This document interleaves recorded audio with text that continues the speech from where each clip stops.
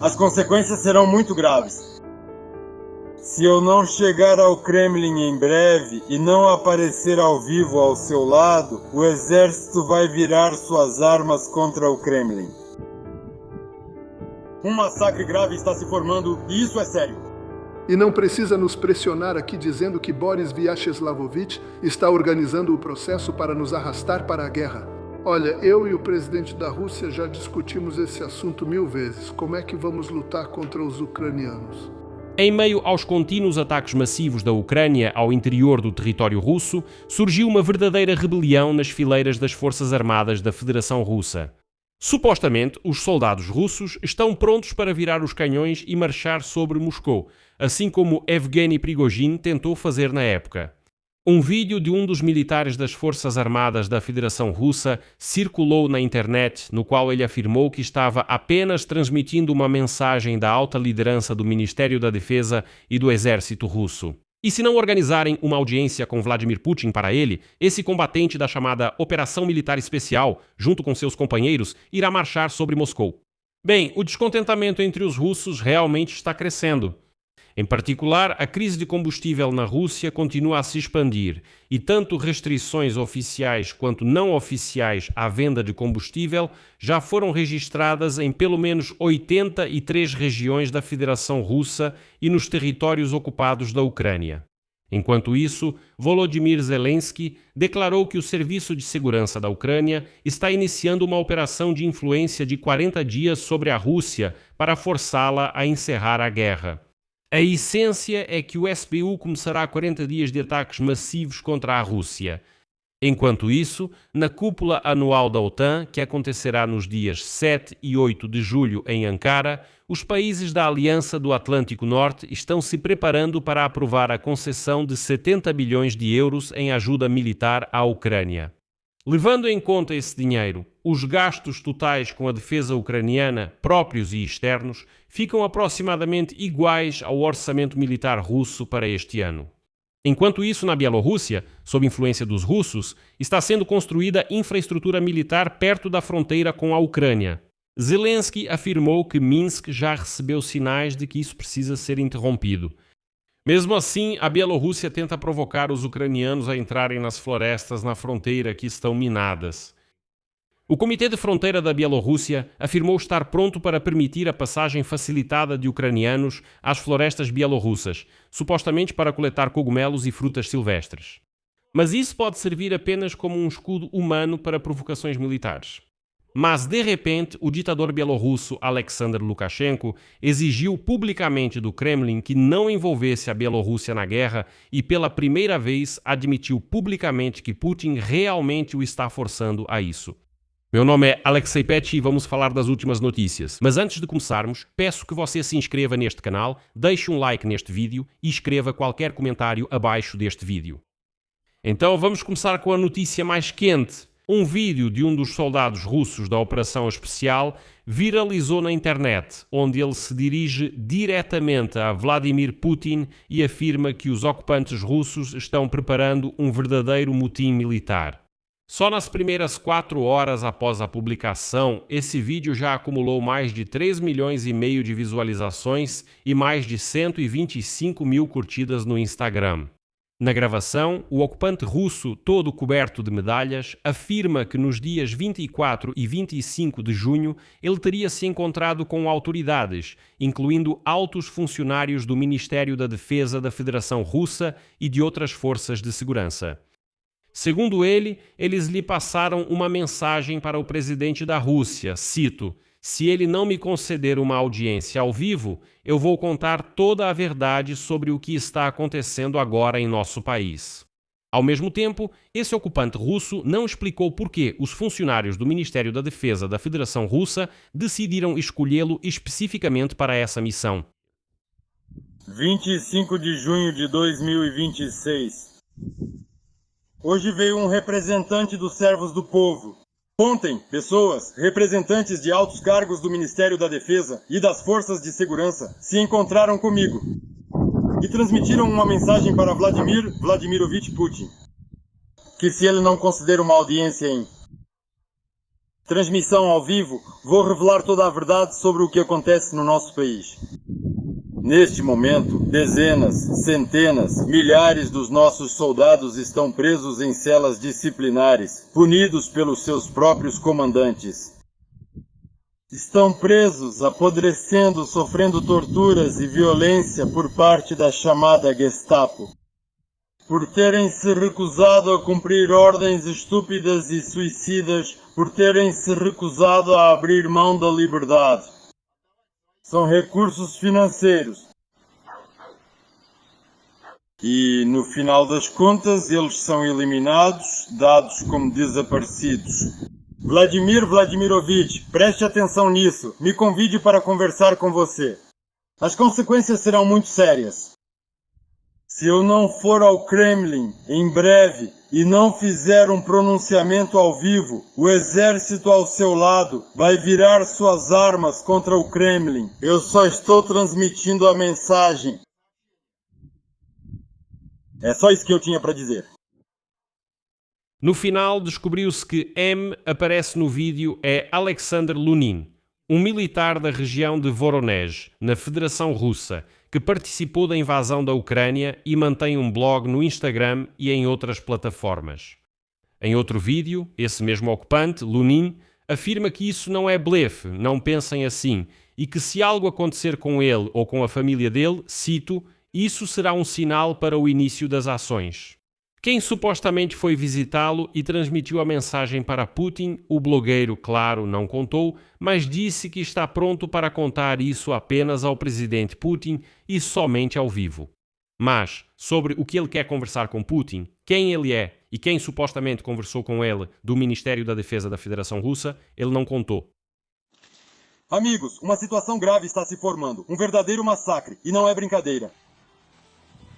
Se Vladimir Vladimirovich agora agir com bom senso, responder às mensagens dos militares, das forças de segurança, das pessoas que vieram até mim ontem,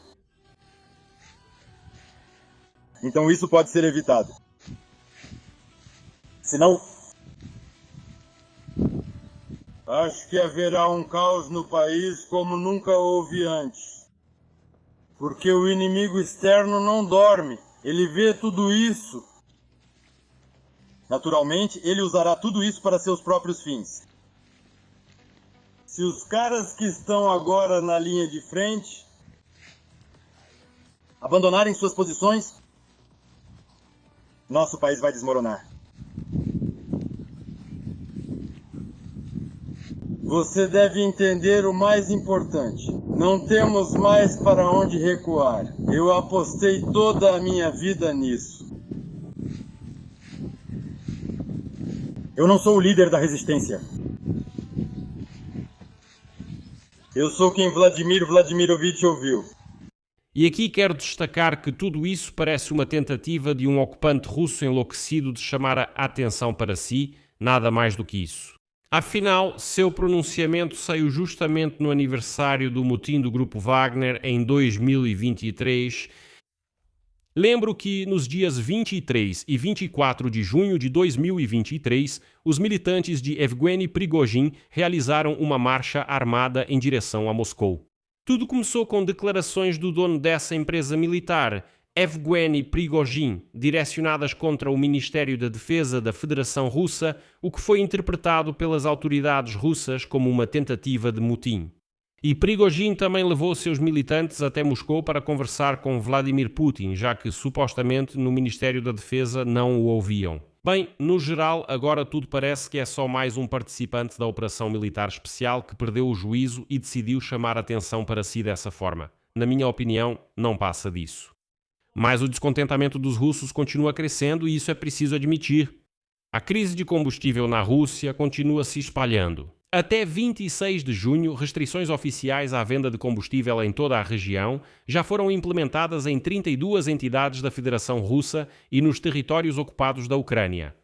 Se considerarmos as restrições locais, ou seja, em cidades, distritos ou localidades específicas, as restrições oficiais já estão em vigor em 43 regiões e territórios ocupados.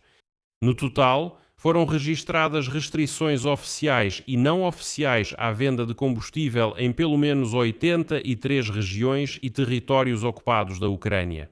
Na verdade, já quase não restam regiões da Rússia que não foram afetadas pela crise de combustível. As restrições mais comuns são a proibição da venda de combustível em galões, além do limite de 20 litros de gasolina ou 80 litros de diesel por veículo.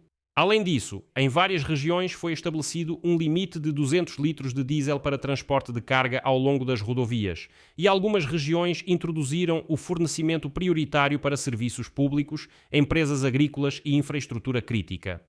A situação do combustível é pior nos territórios ocupados da Ucrânia. Na Crimeia e em Sevastopol está em vigor uma proibição total da venda de combustível para a população em geral. Na região ocupada de Donetsk não há gasolina em muitos postos de combustível. Onde há gasolina, não vendem mais de 20 litros por pessoa. A venda de combustível em galões está proibida e o diesel é fornecido apenas com cupom para serviços especiais. Na região ocupada de Lugansk, a gasolina também é vendida em no máximo 20 litros por pessoa. Na parte ocupada da região de Zaporíjia, há um limite de 50 litros de combustível por abastecimento.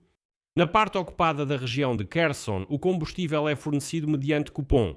Ele está cronicamente em falta e as interrupções no fornecimento levam à paralisação do transporte público. E sabe o que é mais engraçado em toda essa situação? Praticamente nenhum dos líderes regionais na Rússia aponta os ataques ucranianos às refinarias de petróleo e depósitos de combustível como a causa da crise. Em vez disso, os governadores e os governos regionais russos explicam o que está acontecendo, citando, abre aspas, a reorganização da logística, a mudança nas rotas de abastecimento, a alta demanda sazonal ou até mesmo colocando a responsabilidade nas próprias redes de postos de combustível. Afirmam que os postos de combustível são os responsáveis. E é um paradoxo, mas a maioria dos russos realmente acredita nessa besteira. Eles veem os ataques às refinarias, mas dizem que é só logística afetada. Questão de temporada, verão, por isso todos compram gasolina e há escassez. Não pensem que é porque os drones ucranianos estão destruindo completamente as refinarias de petróleo. Aqui vai uma estatística interessante.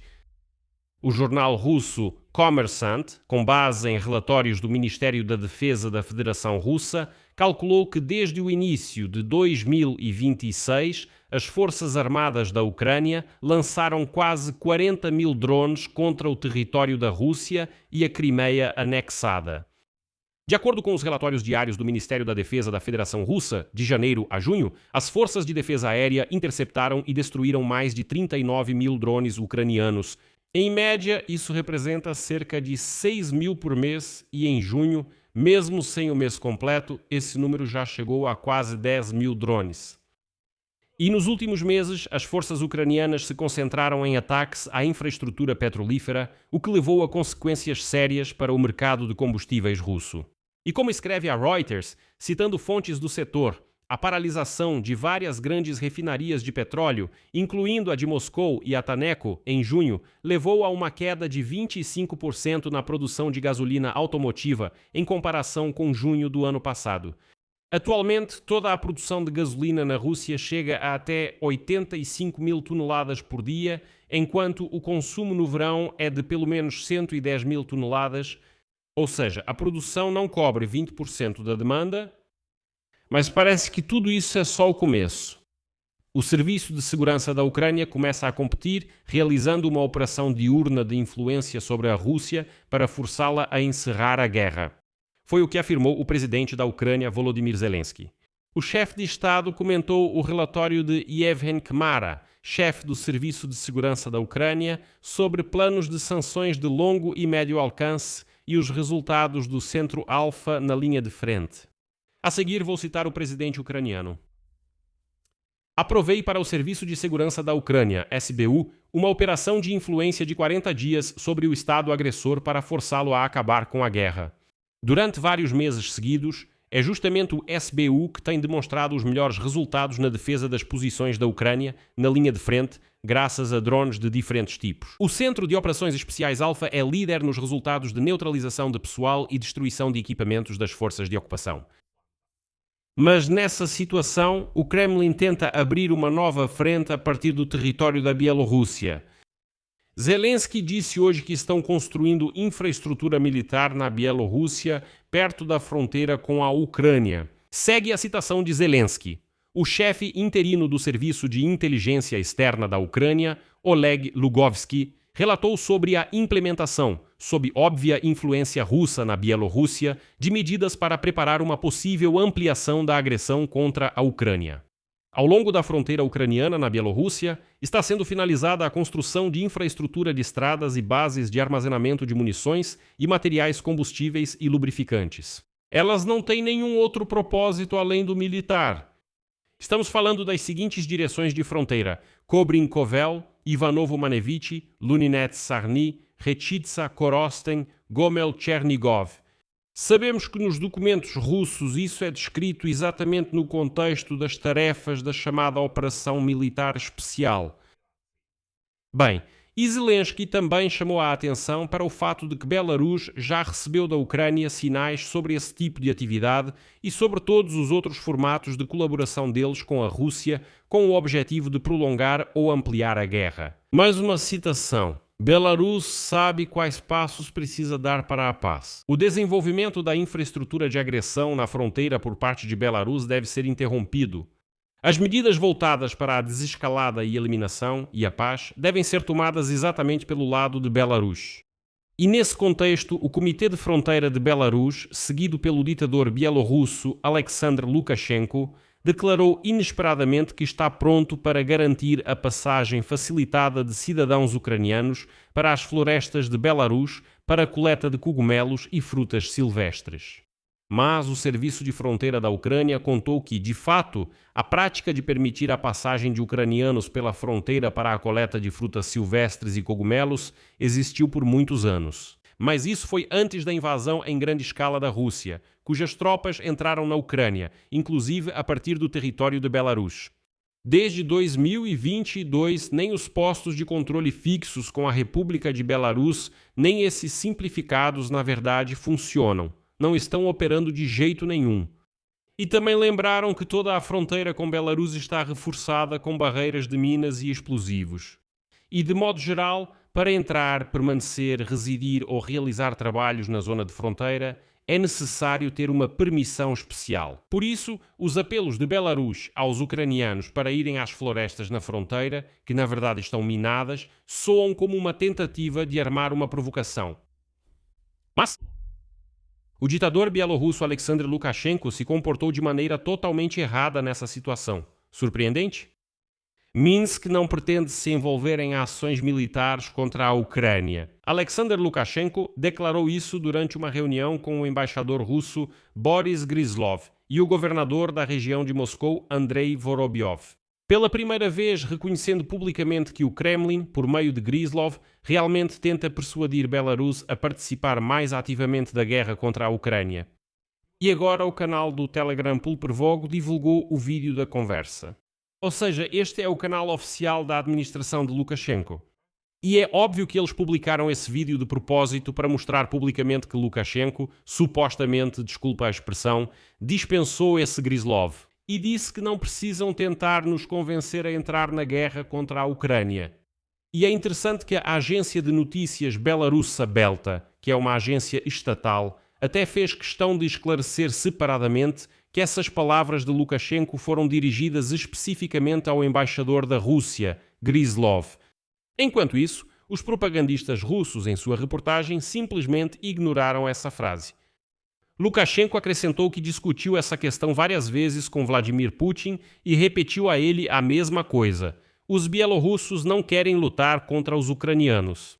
Não precisamos nos envolver na guerra e não devem nos pressionar dizendo que Boris Vyasheslavovich está organizando o processo para nos arrastar para a guerra.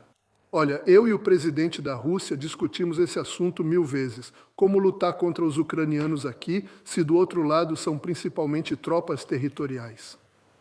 O quê? Vamos atirar nesses operadores de máquinas, ordenhadoras e trabalhadores que não querem lutar contra os bielorrussos? Nós também não queremos lutar contra os ucranianos. Por isso, Andrei, para você entender, nossa posição é pacífica. Mas em qualquer situação estaremos ao lado da Rússia. Nós valorizamos isso muito, Alexander Grigorievich. Não pode ser de outra forma. Vamos negociar de forma objetiva. Não precisamos de guerra. Temos terras suficientes, nossa economia é suficiente e temos problemas suficientes. Portanto, nada de confrontos. Não precisamos esquentar os ânimos aqui. Eu digo isso para que você entenda a minha posição. Eu não a escondo. Paz e somente paz. E aqui lembro também que, na véspera, o Wall Street Journal, citando ex e atuais autoridades russas e europeias, também escreveu sobre a pressão de Moscou sobre Minsk. Segundo a publicação, desde o início do ano, a Rússia vem tentando usar o território da Bielorrússia para ataques contra a Ucrânia e operações híbridas contra países da OTAN, ameaçando interromper o apoio financeiro. Segundo as fontes, as negociações estão sendo conduzidas justamente por aquele mesmo Gryzlov. E então o presidente da França, Emmanuel Macron, em maio, chegou a ligar para Lukashenko e conversou com ele por 1h30, alertando-o para não entrar na guerra.